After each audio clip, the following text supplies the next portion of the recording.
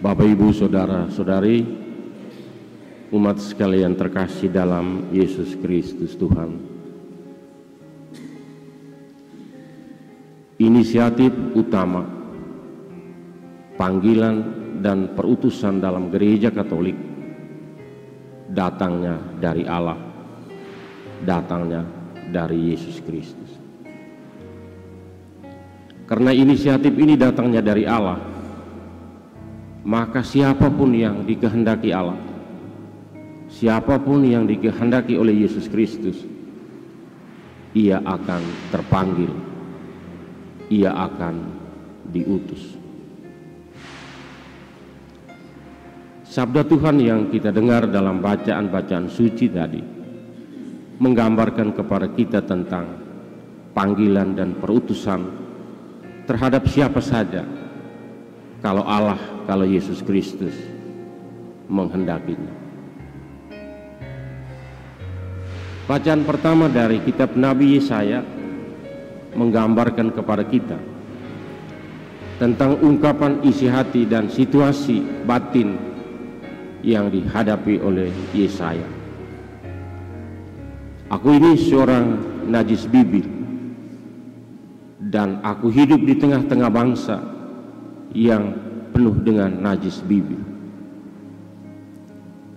Yesaya mau mengungkapkan keterbatasan, mengungkapkan dosa, mengungkapkan kesalahan, bahkan mengungkapkan kelemahan-kelemahannya.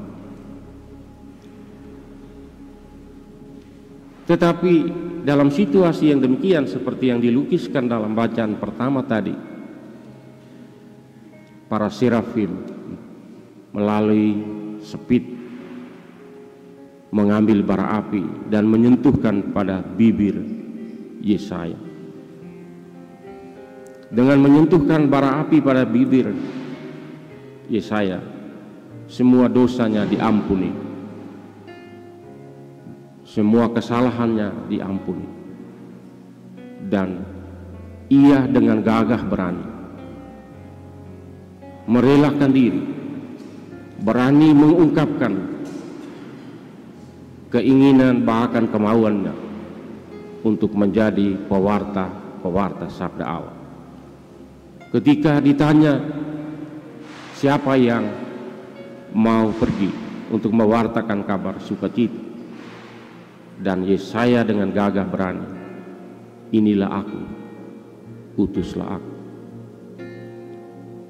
Keyakinan yang ia ungkapkan itu karena ia percaya bahwa bukan dia yang utama, bukan dia yang penting, tetapi yang memanggil dan mengutus dia itulah meyakinkan dia, menguatkan dia, bahkan meneguhkan dia untuk menjadi pewarta kabar sukacita. Bapak, Ibu, Saudara-saudari umat sekalian terkasih dalam Yesus Kristus Tuhan, hal yang sama diungkapkan oleh Paulus dalam bacaan kedua yang kita dengar dari suratnya kepada jemaat di Korintus. Melalui pengalaman imannya, Paulus mengungkapkan keterbatasan, kelemahan, bahkan dosa, bahkan kejahatan-kejahatan yang ia lakukan, untuk meyakini, untuk menunjukkan bahwa inisiatif panggilan itu sepenuhnya datang dari Allah, dari Yesus Kristus.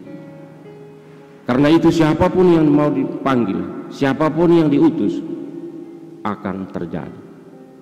Dan hal ini juga terjadi pada diri Paulus, yang dahulunya menjadi penganiaya, bahkan menjadi pembunuh jemaat-jemaat, tapi kini ia menjadi pewarta yang ulu. Ia mengungkapkan keyakinan bahwa karena belas kasih dan kerahiman Tuhan, aku menjadi pewarta, aku menjadi pembawa kabar sukacita bagi umat manusia. Hal yang sama pula kita dengar dalam bacaan Injil tadi yang dialami oleh Petrus dan teman-teman ketika mereka sepanjang malam mencari ikan dan tak ada satu ekor ikan pun yang mereka peroleh. Tetapi ketika berjumpa dengan Yesus dan Yesus mengingatkan supaya bertolak sedikit lebih dalam dan menebarkan jala, Petrus menjawab Yesus, "Sudah sepanjang malam kami berjuang untuk menangkap ikan, tetapi tak ada satu ekor ikan pun yang bisa kami tangkap. Tapi sekarang karena Engkau menyuruhnya, Engkau memintanya, kami akan menebarkan jala juga."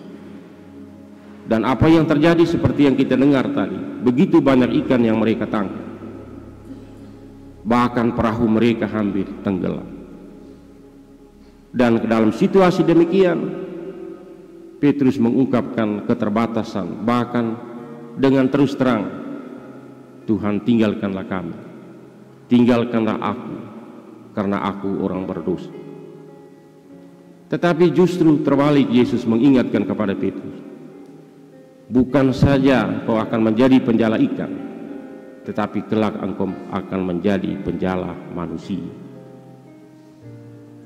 Satu pengalaman iman yang istimewa yang dialami baik oleh Yesaya, oleh Paulus, oleh Petrus dan teman-teman, untuk membuktikan bahwa yang pertama, inisiatif panggilan itu sepenuhnya datang dari Allah, dan yang kedua, inisiatif itu mendapat tanggapan, mendapat respon yang berani dari setiap mereka yang dipanggil, karena mereka meyakini bahwa yang memanggil, yang mengutus, dia juga akan menyertai, dia juga akan menyelesaikan semua tugas perutusan yang diberikan kepada mereka.